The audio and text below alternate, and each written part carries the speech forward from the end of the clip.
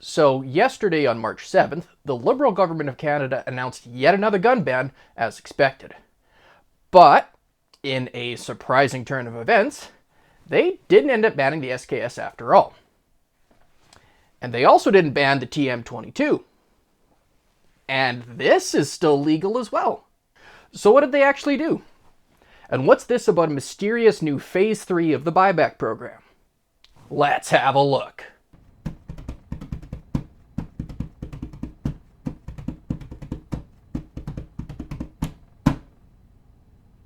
Welcome back to the channel. So today we're going to be continuing the discussion about Canada's ever-evolving gun buyback saga.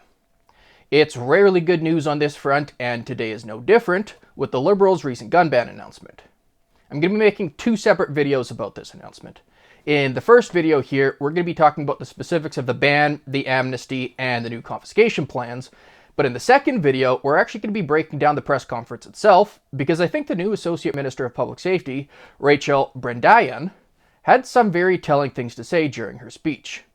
And a lot of it is highly relevant to the CCFR's court case and pending decision from the Federal Court of Appeal, but it may be that not everyone's interested in that, so we'll keep this part short and sweet. So, first up, the new ban list.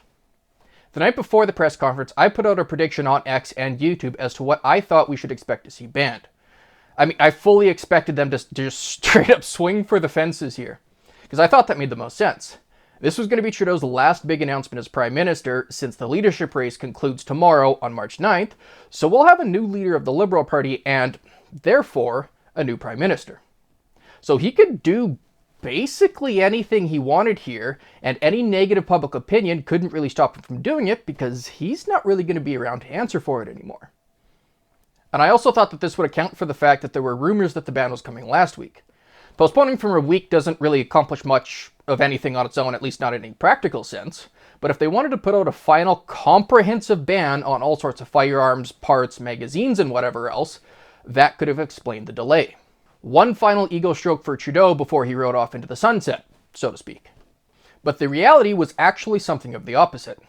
I really felt like they underplayed their hand here in a lot of ways. Not to downplay it or anything, because they did end up banning 179 firearms, but as Tracy Wilson on Twitter pointed out, nearly all of these firearms are exclusively models or variants of the M1 carbine. In fact, nearly all of the firearms banned are from the World War I or II era. However, there were a handful of modern additions to the list, not the least of which is the Derry Arms Mark 10 shotgun. Now, I don't have one for myself, but I was kind of looking forward to maybe getting one someday. It looked like a pretty sweet platform, to be honest. It was a previously non-restricted shotgun, and then it went straight to prohibited status overnight by the stroke of a pen. And funnily enough, the RDSC already has something to say about this on their website. So it says this is restricted to law enforcement and military use only. Our current Liberal government has arbitrarily decided that you, a licensed law-abiding civilian, are no longer responsible enough to own such firearms. Canada has fallen. Which, I think that sums up this BS announcement well enough. Now, I'm not going to get into the specifics about every firearm on the list, but I did put a link in the description below if you want to see it. These newly banned firearms are, of course, part of the so-called Buyback Program and are going to be confiscated. This also means that they're part of the amnesty. However, that's where things become a little bit confusing and also sort of interesting. According to a separate article from Public Safety Canada, and this is a different article from the one that actually contains the ban list, but both were uploaded to Public Safety's website on the 7th. So in this other article, they have this to say. The Government of Canada intends to compensate affected owners through a future third phase of the assault-style firearms compensation program for the newly prohibited firearms, as well as those that were prohibited in December of 2024. Information will be available later in 2025. Businesses with eligible firearms and devices prohibited in May 2020 in their inventory should submit their claims for compensation before April 30th, 2025. So it sounds like they have now added another phase to their planned confiscation regime.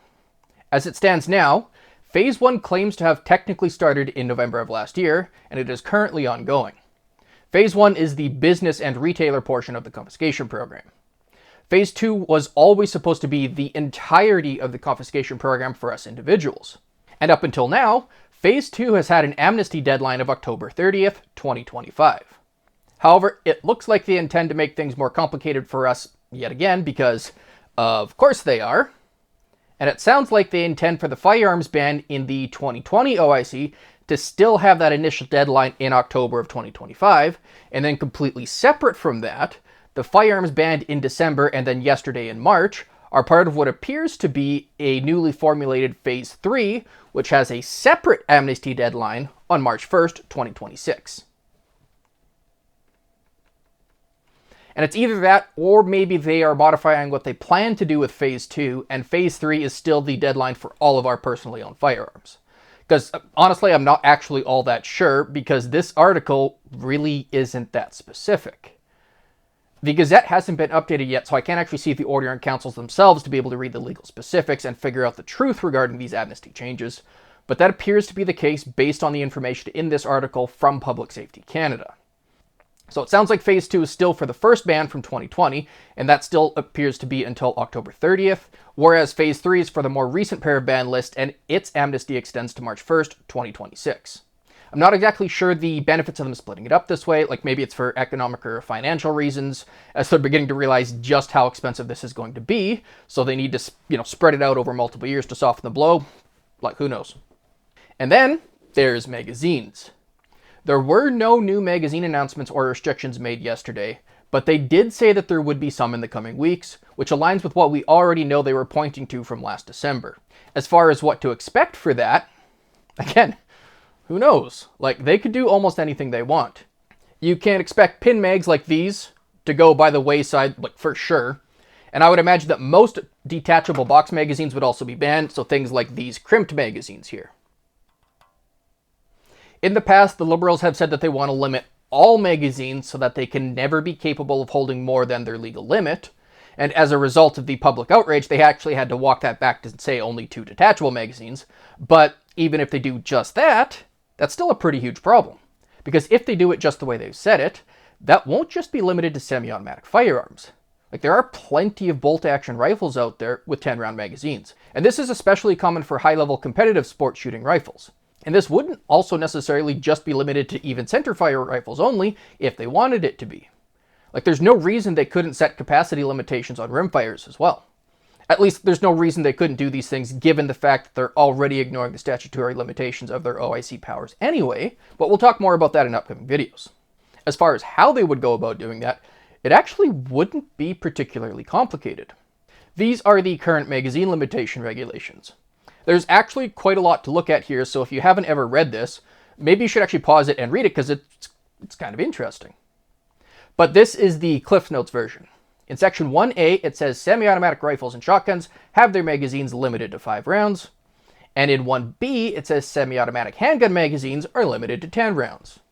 Sections 2 and 3 deal with various exceptions to those rules, but then in Section 4 is where they start talking about magazine modifications.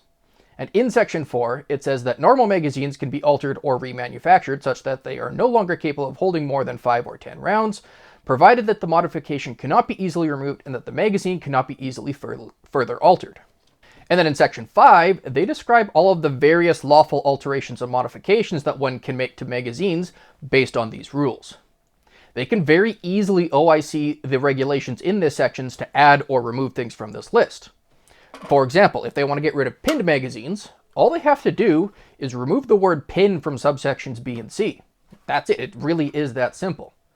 But they could also get rid of the entirety of subsections B and C if they want. They could also just completely repeal sections 4 and 5 if they want. Like, legally, it's very easy for them to do, and they can use the same OIC powers used to ban firearms in Section 117.15 of the Criminal Code in order to do it. Like, it certainly doesn't require them to name specific magazines as prohibited devices or anything like that. They can simply just change a couple of words or delete a couple of these sections, and it's just GG for firearm owners. And given the volume of magazines that they might end up banning here, I would be very surprised if they were part of the amnesty or the buyback, but we'll see. Now, as of now, I don't think they're actually going to ban tubular magazines like you might find on these lever-action rifles. They kind of want the pot to slow boil.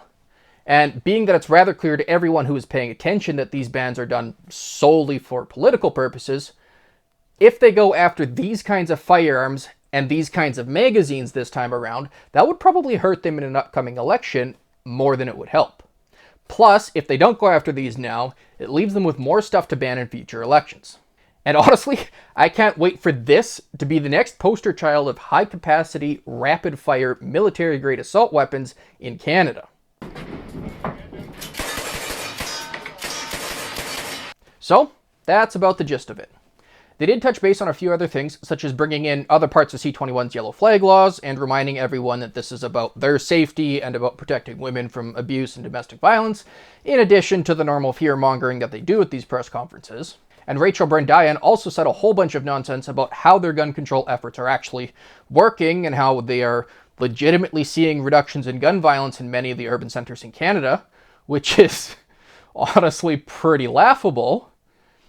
But that takes us into the territory of the stuff I want to address in my next video, so get subscribed and stay tuned if you want to see me just completely dismantle her press conference of lies.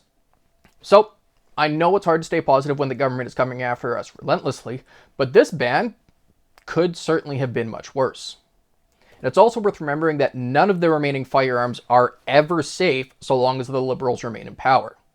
Even though they have promised that this third and final ban list is, in fact, supposedly the final ban list, they have made such promises before.